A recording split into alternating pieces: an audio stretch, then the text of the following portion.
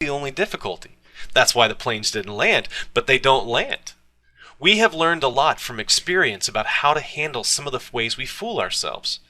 One example, Millikan measured the charge on an electron by an experiment with falling oil drops, and got an answer which we now know not to be quite right. It's a little bit off because he had the incorrect value for the viscosity of air. It's interesting to look at the history of measurements of the charge of the electron after Millikan. If you plot them as a function of time, you find that one is a little bigger than Millikan's, and the next one's a little bigger than that, and the next one's a little bit bigger than that, until finally they settle down to a number which is higher. Why didn't they discover that the new number was higher right away? It's a thing that scientists are ashamed of, this history, because it's apparent that people did things like this.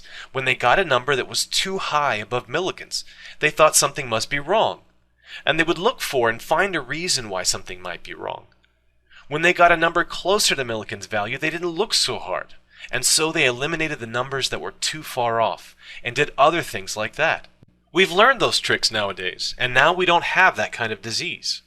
But this long history of learning how not to fool ourselves, of having utter scientific integrity is, I'm sorry to say, something that we haven't specifically included in any particular course that I know of. We just hope you've caught on by osmosis. The first principle is that you must not fool yourself, and you are the easiest person to fool. So you have to be very careful about that. After you've not fooled yourself, it's easy not to fool other scientists. You just have to be honest in a conventional way after that. I would like to add something that's not essential to the science, but something I kind of